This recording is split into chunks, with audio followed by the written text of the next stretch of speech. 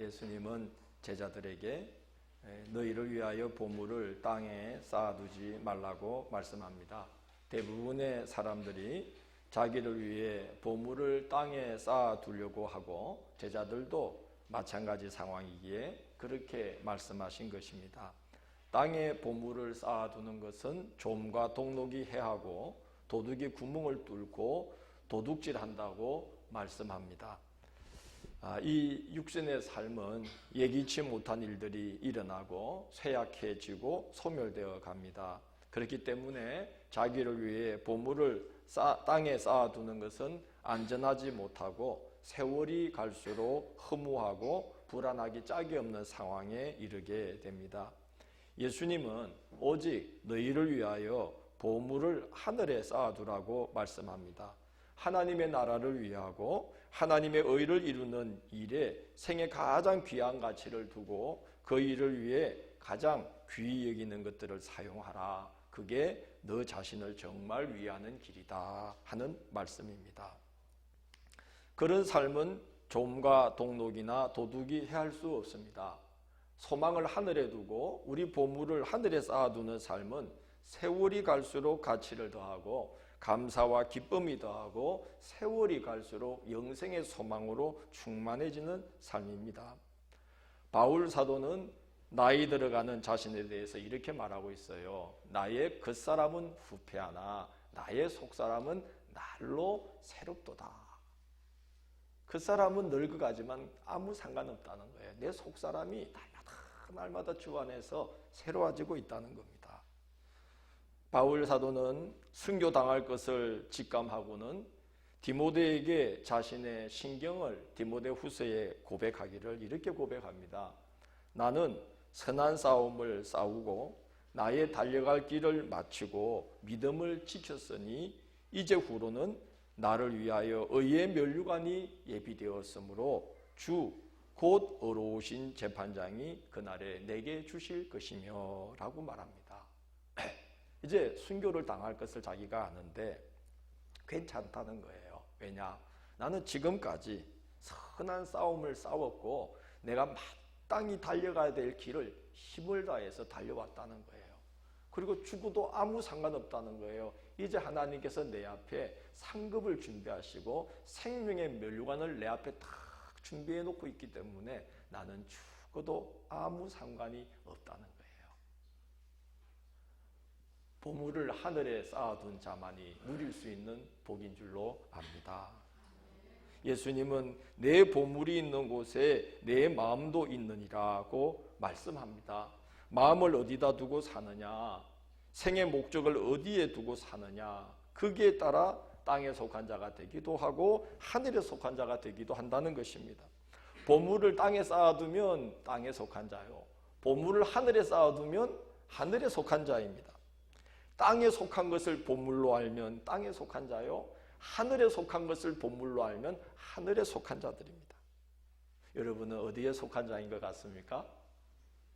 어디를 바라보느냐, 무엇을 갈망하느냐, 무엇이 그를 설레게 하느냐, 무엇을 보물로 여기느냐, 그게 그 사람이 어디에 속한 자인지를 말해주는 겁니다. 제가 아는 장로님 한 분이 진주 지역에 손꼽히는 부자예요. 넘버 5 안에 들어간답니다. 그분이 한참 돈을 벌 때 이야기를 저에게 해주셨어요. 같이 밥을 먹는 자리인데 한참 돈을 벌 때 그분 표현이 돈 냄새가 너무나 고소하더라는 거예요. 돈 냄새가 고소하더라는 거예요. 아침에 눈을 뜨면 해가 빨리 안 떠가지고 발을 굴렀대요. 왜? 해가 빨리 떠야 나가서 뭘 버는데? 돈을 버는데. 그래서 해가 안 떠서 아주 짜증이 났다는 거예요. 그런데 그분이 완전히 바뀌었어요. 예수님을 만나고 좀 늦은 나이지만 장로가 되셨는데 다니시는 교회 목사님과 함께 제가 하루는 밥을 먹고 있는데 그 장로님이 목사님께 전화를 했어요. 그 목사님이 이렇게 대답을 하는 거예요. 전화로. 예, 장로님, 그 구절은요 이런 뜻인데요, 또 성경 읽다가 궁금한 것 있으면 전화하세요. 그러는 겁니다. 이분이 지금 요즘 성경 읽는 재미에 푹 빠지셔가지고 목사님한테 시시때때로 목사님 이건 무슨 뜻이에요? 하고 전화를 그렇게 하신다는 거예요. 돈 벌던 재미로 살던 분이 이제는 기도하는 즐거움으로, 이제는 성경 읽는 즐거움으로, 이제는 교회 봉사하는 기쁨으로, 목사님 사역 뒷바라지하는 보람으로, 그리고 교회가 무슨 큰 일을 해야 될 때에 교회가 엄두를 내지 못하고 있으면 엄두를 낼 수 있도록 씨앗 헌금을 하는 그런 기쁨으로 살아가는 그런 완전히 다른 삶을 살게 된 것이지요. 그의 인생이 얼마나 밝고 빛나고 환합니까? 돈이 줄 수 있는 거 아니지 않습니까? 눈은 몸의 등불이니 그러므로 내 눈이 성하면 온 몸이 밝을 것이요 눈이 나쁘면 온 몸이 어두울 것이니 그러므로 내게 있는 빛이 어두우면 그 어둠이 얼마나 더하겠느냐 말씀합니다. 온 몸은 영혼을 뜻하고 그의 인생을 말합니다. 바라고 소망하는 바가 이 땅의 것이 아니라 하나님의 나라와 그의 의로 조정되면, 그래서 땅의 것이 아니라 하늘의 것을 보는 눈을 갖게 되면은 생이 환히 밝고 빛나게 된다는 말씀이에요. 그래서 네 눈이 성해지면, 이 말은 땅의 것만 보던 사람이 하늘의 것을 이제 보기 시작하면, 땅에 소망을 두었던 네가 하늘에 소망을 두는 눈을 갖게 되면은 네 온 몸이, 온 영혼이, 온 인생이 환히 밝아질 것인데 어두운 데라고는 조금도 없어서 내 온 몸이 환히 빛날 것이다. 우리 속에 어두움이 조금도 없으면 거기가 하나님 나라 아니겠습니까? 뭘 보고 있느냐? 뭘 보물로 알고 있느냐? 이게 따라서 우리 인생이 빛 가운데 거할 수도 있고 어둠 가운데 거할 수도 있어요. 땅의 것에 소망을 두고 땅의 것에 매이면 매일수록 사람이 자꾸 어두워져요. 왜 그럽니까? 땅의 것은 우리에게 걱정, 근심, 염려를 더해주기 때문입니다. 그런 말이 있잖아요. 천석지기는 천석지기에 뭐가 있고? 근심이 있고, 만석지기는 만석지기에 근심. 땅의 것은 쌓으면 쌓을수록 근심이 더해갑니다. 땅의 것이기 때문에 그런 것 같습니다. 하늘의 것을 볼 때에 우리 인생이 환히 빛나게 되는 줄로 믿습니다. 예수님이 이렇게 말씀하십니다. 한 사람이 두 주인을 섬길 수가 없다. 맞는 말씀이죠. 사람은 하나님의 형상을 따라 지음받았습니다. 그래서 본래 하나님을 섬기도록 지음받았어요. 섬기도록 지음받았기 때문에 하나님을 섬기지 않으면 하나님 대신 다른 것이라도 섬기게 되어 있습니다. 사람들이 사는 모습을 보면 그렇지 않습니까? 하나님 섬기지 않는 자들은 돈을 섬기든지 자식을 섬기든지 누군가든 무엇이든 섬기고 거기에 마음을 두고 살아가고 있는 걸 봅니다. 사람은 누군가를 섬기도록 지음받았어요. 왜? 태초부터 인간이 지음받을 때부터 하나님의 형상으로 지음받아서 하나님을 섬기도록 지음받았기 때문에 하나님 섬기지 않으면 다른 무엇이라도 섬기게 되어 있는 것입니다. 하나님 아닌 다른 것을 하나님처럼 섬기며 마음에 두는 것을 성경은 우상 숭배라고 말하고 있습니다. 골로새서 3장 5절에 이렇게 기록되어 있습니다. 그러므로 땅에 있는 지체를 죽이라. 곧 음란과 부정과 사역과 악한 정욕과 탐심이니 탐심은 곧 우상 숭배니라. 뭐 이렇게 형상을 만들어 놓고 막 섬기는 것만이 우상 숭배가 아니고, 하나님을 섬기지 아니함으로 그 마음에 다른 것을 집착하게 되는, 다른 것에 매이고 다른 것을 섬기게 되는, 그래서 탐심을 부리게 되는 것이 곧 우상 숭배다 하는 말씀이에요. 탐심은 염려에서 시작되고 염려는 하나님을 신뢰하지 못함에서 비롯되는 것입니다. 노아 홍수 이후에 하나님은 무지개를 정표로 다시는 내가 물로 세상을 심판하지 않겠노라고 약속하셨어요.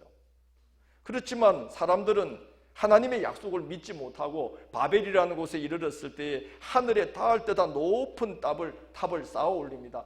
홍수가 나더라도 우리가 흩어짐을 면하고 우리 이름을 한번 내보자 그거예요. 걱정과 탐심이 이렇게 얽혀 있는 것입니다. 하나님의 약속을 신뢰하지 못했기 때문에 홍수에 대한 두려움과 염려에 사로잡혀서 끝없이 높은 탑을 쌓아 올리고자 하는 탐심을 부리게 되었어요. 이스라엘 백성들이 출애굽을 한 후에 광야를 지나게 되는데 생존할 수 없는 땅에서 생존할 수 있도록 만나를 하늘로부터 내려주시면서 이렇게 말씀했어요. 너희가 해가 뜨기 전에 날마다 일용할 만큼을 내가 주겠다. 그러므로 매일 각 사람은 자기가 하루 먹을 분량만큼만 담아라. 그리고 말씀하셨어요. 안식일 하루 전날에는 내가 2배를 주어서 안식일에는 그냥 쉬어도 되게 해주겠다. 이렇게 말씀하셨습니다. 그런데 염려가 특심인 분들이, 걱정이 체질이 된 자들이 그 말을 믿을 수가 있어야지요. 그날 먹을 만큼 거두라고 했는데 그분들은 2배로 거뒀습니다. 어떻게 됐습니까? 거둔 것이 다 썩어서 먹지 못하게 됐습니다. 안식일 하루 전날에 2배로 거두게 하겠다. 그래서 안식일 날 너희로 먹을 것이 반드시 있게 하겠다. 그러나 안식일에는 내가 주지 않는다. 그런데도 불구하고 안식일에 만나를 거두려고 나가는 이들이 있었어요. 바로 전날 2배로 주시는 은혜를 입고도 불안했는지 그 다음 안식일 날 만나를 거두러 나갔어요. 하나님을 신뢰하지 못하면 반드시 기억하십시오. 하나님을 신뢰하지 못하면 염려하게 되고 탐심에 붙들리게 되어 있습니다. 하나님을 신뢰하지 않으면 염려하게 되고 탐심에 붙들리게 되어 있습니다.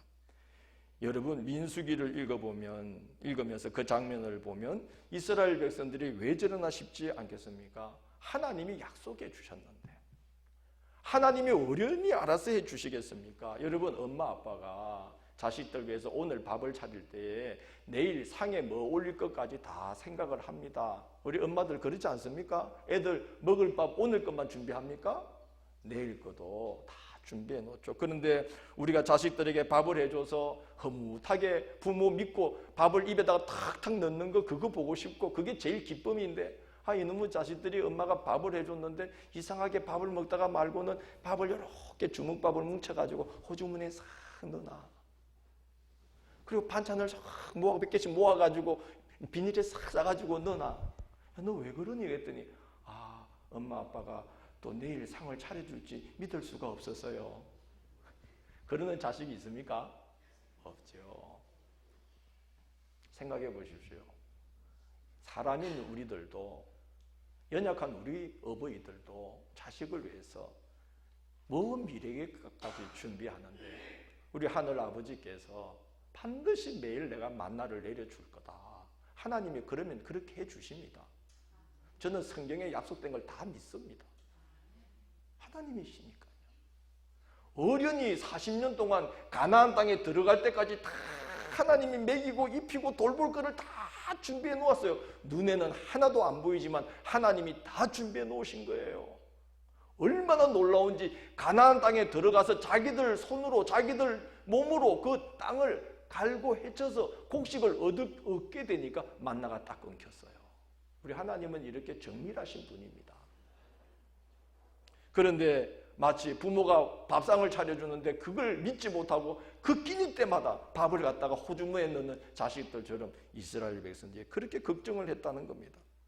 우리 하나님은 천지 만물을 주관하시고 없던 것들을 말씀 하나로 불러내어서 있게 하시는 하나님이십니다.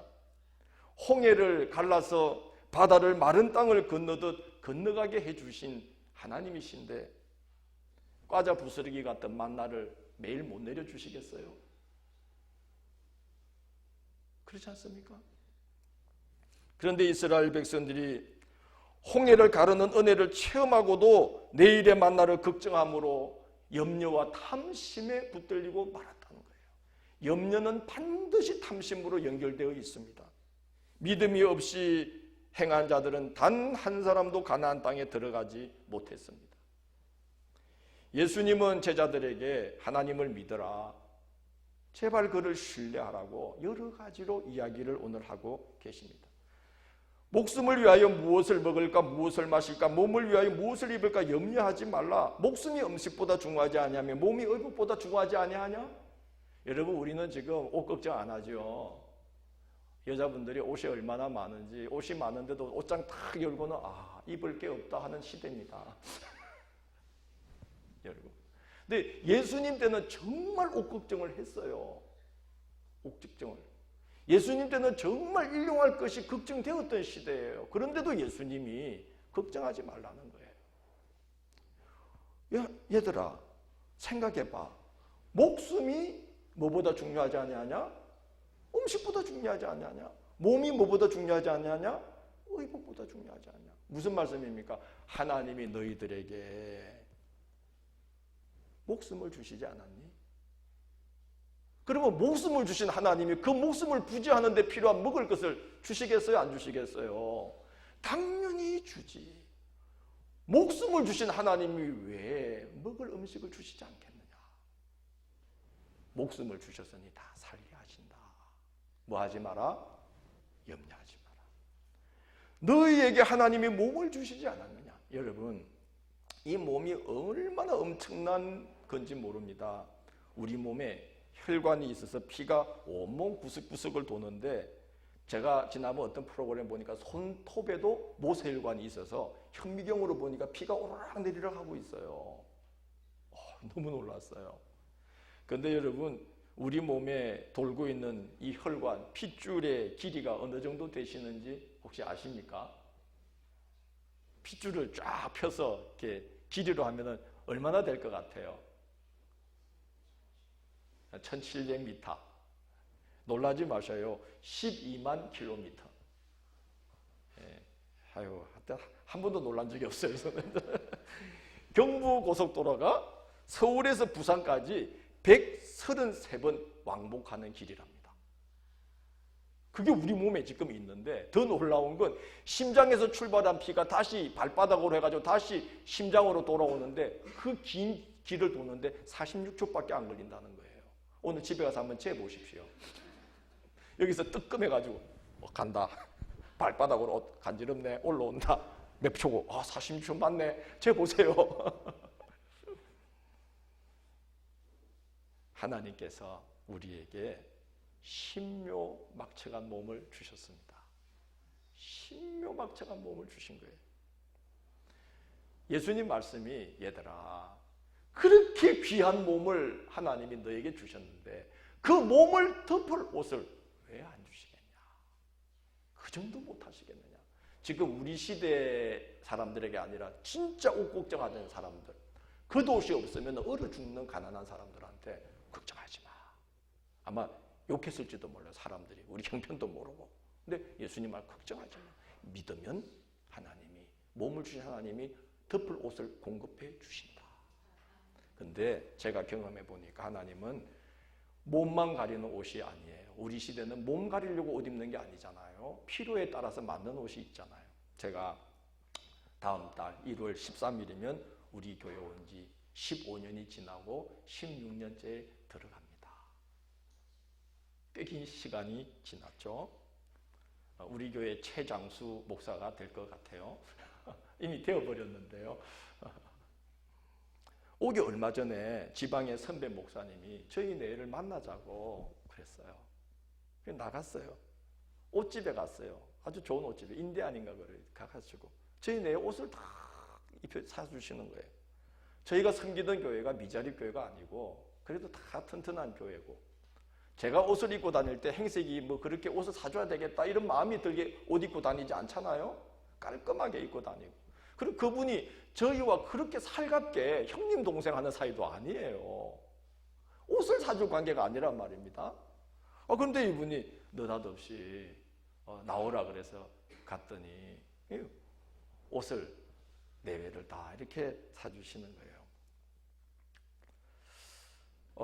그리고 한 3주가 지나서 함양제일교회로 왔습니다.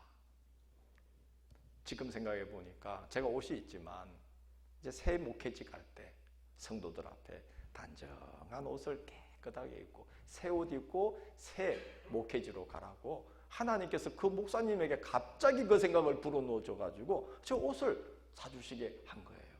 지금 생각해 보니까 몸을 주신 하나님이 뭐도 의복도 주시는데 몸을 가리는 의복이 아니라 다 때에 필요한 걸 주시는 거예요. 우리 여성 여러분 너무 옷 불평하지 맙시다.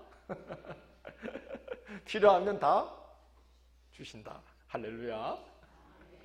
욕심 부리지도 마시고 뭐 다 주셔요. 그래서 제가 그 때때옷 입고 때때옷 입고 다 여러분 앞에 섰는데 무슨 옷인지 기억도 안 나시죠? 시간이 많이 지나버렸습니다. 옷뿐만이 아니죠. 제가 감당해야 될 직책과 상황에 맞게 하나님께서 우리 성도들로 하여금 별미와 같은 섬김을 주시면서 정말 어려운 삶 중에도 저는 사실 이렇게 계산이 안 서는 삶을 살고 있어요, 사실은. 그런데도 아이들 셋을 길러내고 지방과 지역에서 선배 노릇하고 어른 역할을 하면서 지낼 수가 있었습니다. 우리 하나님은 우리에게 직책을 주시고 어떤 상황에 우리를 던져 놓으시고서 알아서 해 그러시지 않고 감당할 수 있도록 필요한 모든 것을 다 준비해 놓으시는 사랑과 능력이 풍성하신 하나님이십니다. 사랑만 있어도 안 되잖아요.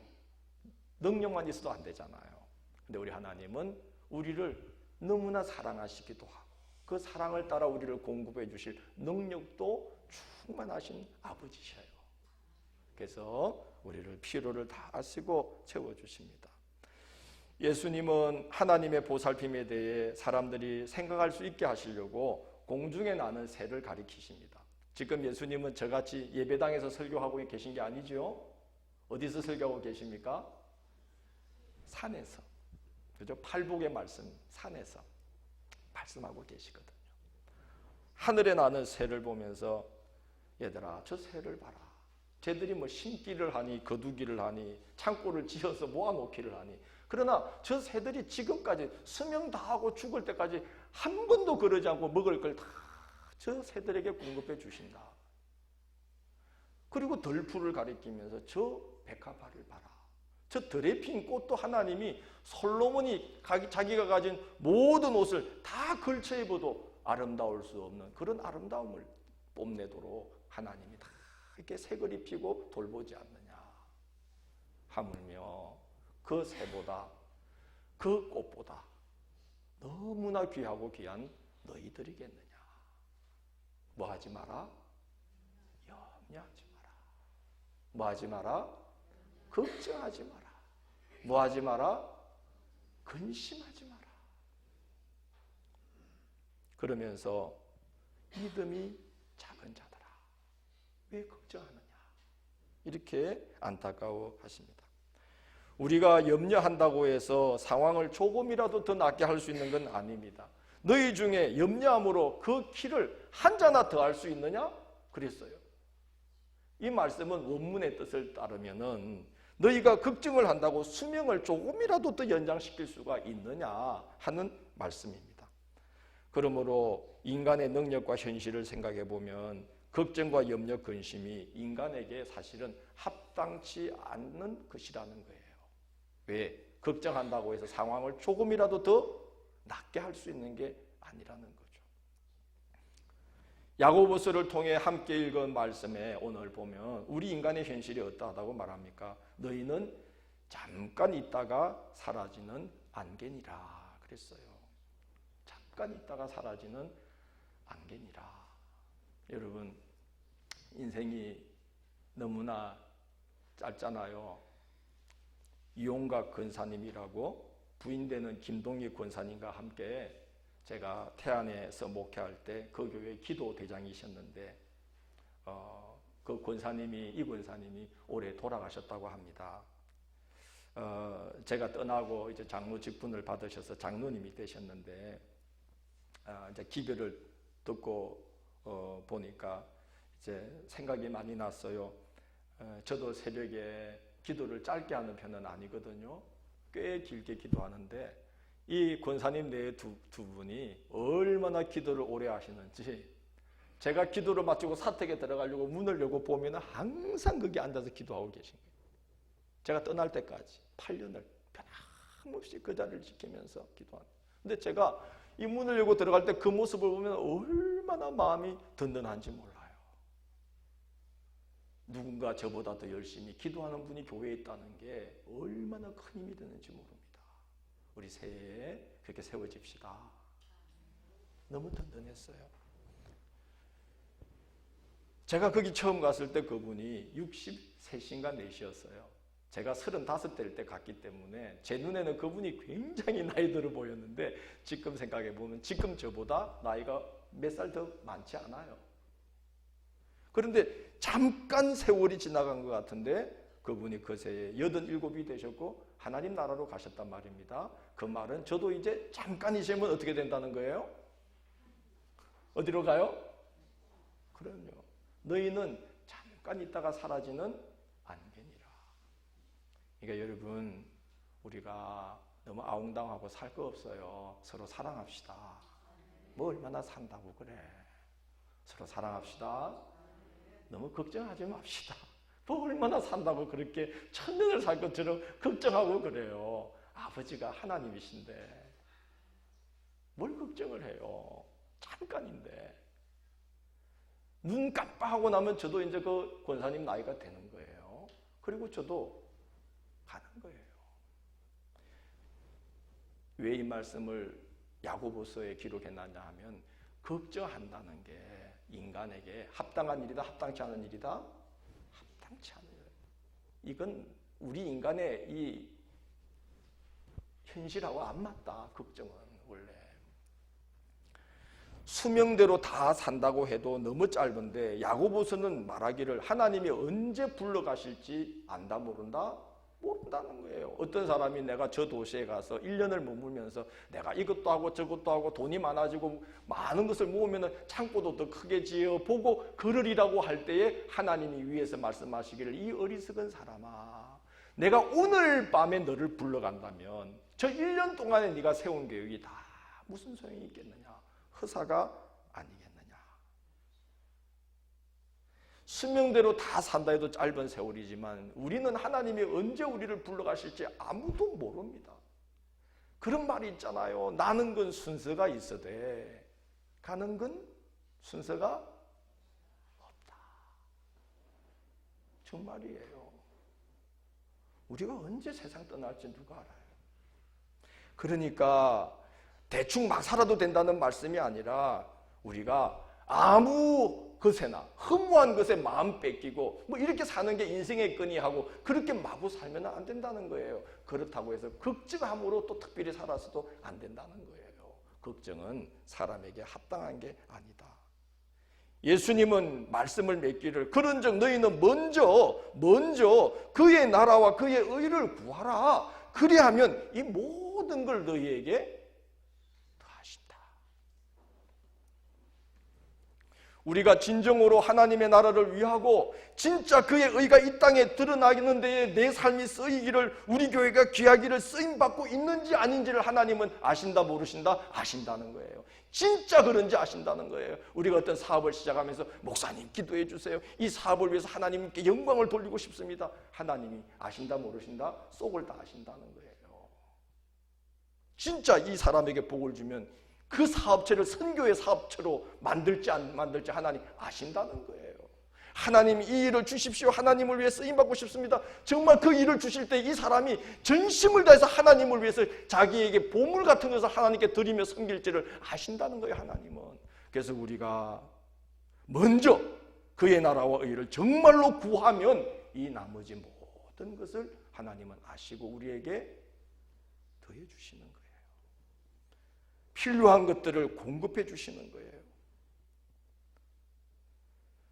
하나님은 우리가 일상의 것이 아니라 하나님의 나라와 그의 의를 위한 것까지도 덤으로 그런 것까지도 주시는 하나님인데 왜 일상의 그러한 것들을 주시지 않겠느냐?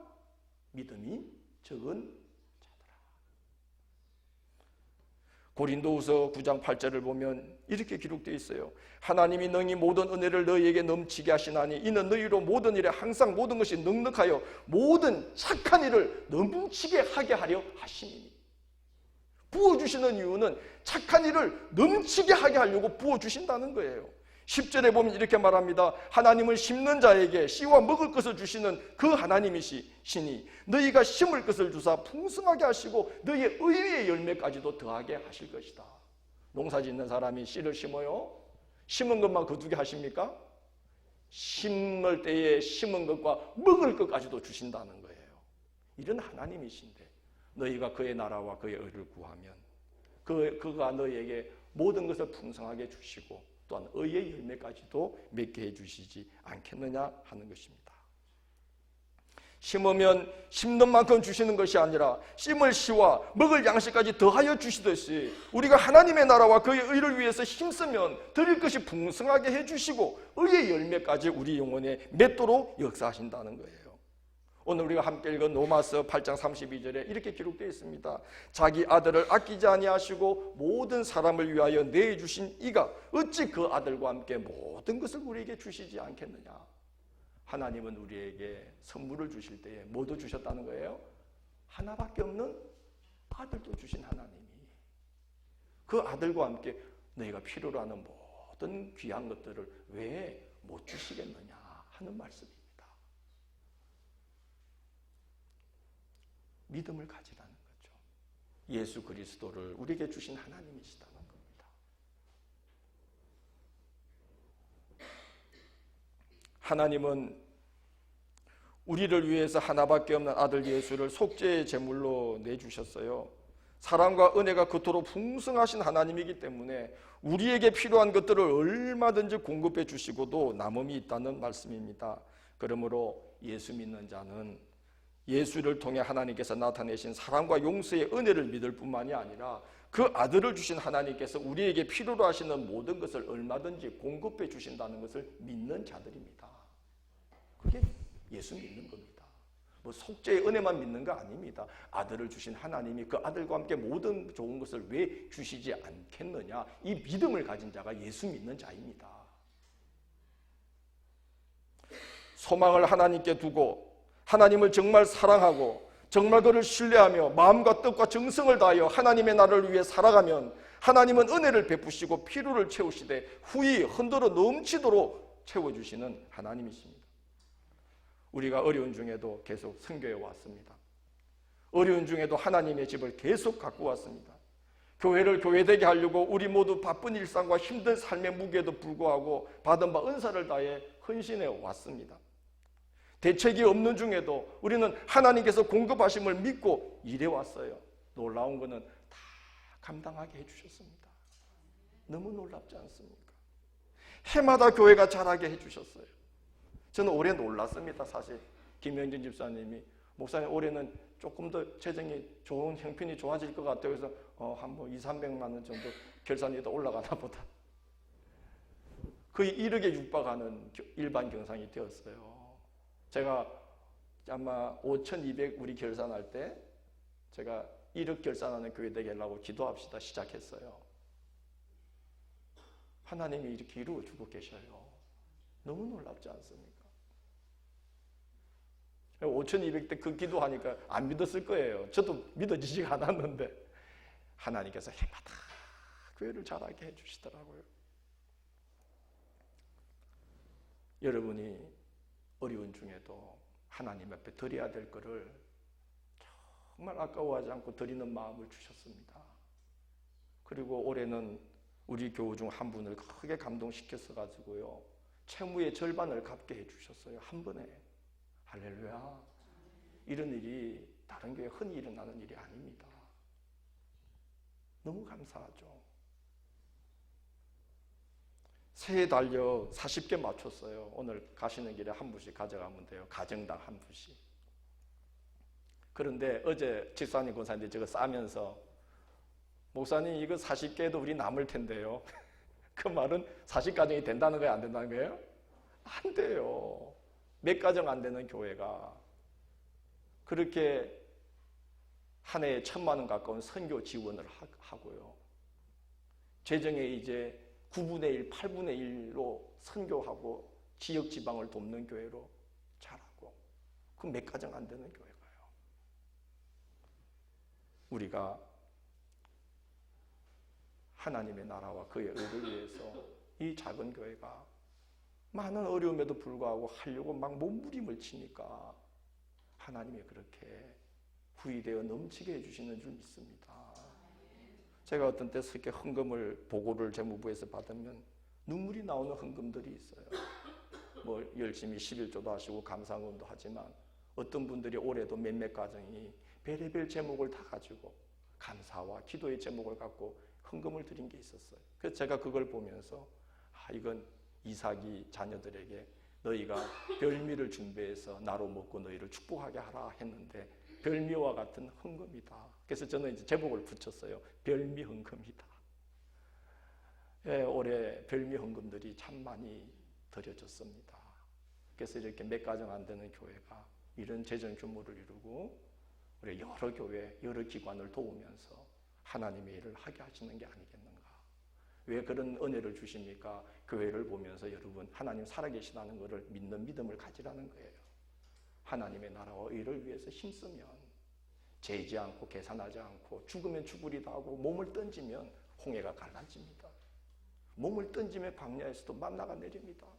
몸을 던지고 죽을 자리로 막 가고자 하는 심정으로 하나님 일을 하면 바위 덩이에서도 물이 솟아올라서 살게 하십니다. 교회 일은 그렇게 하는 줄 믿습니다.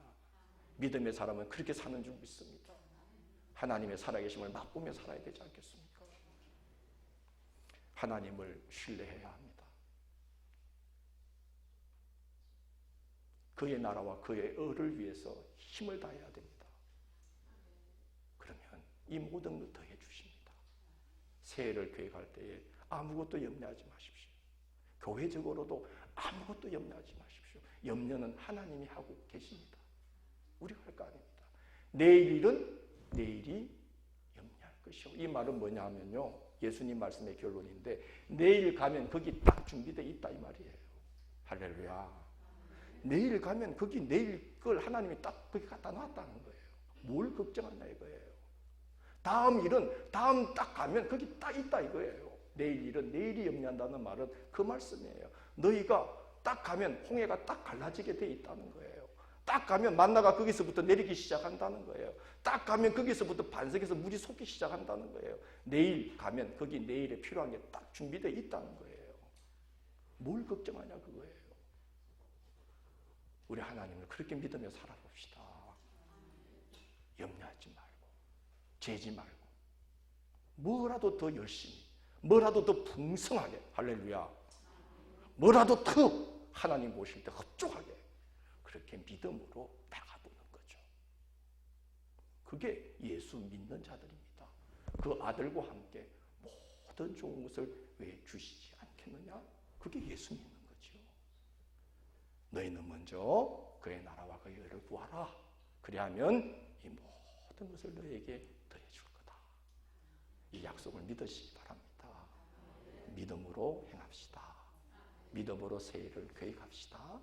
믿음으로 새해로 건너갑시다. 거기 다 준비되어 있습니다. 할렐루야.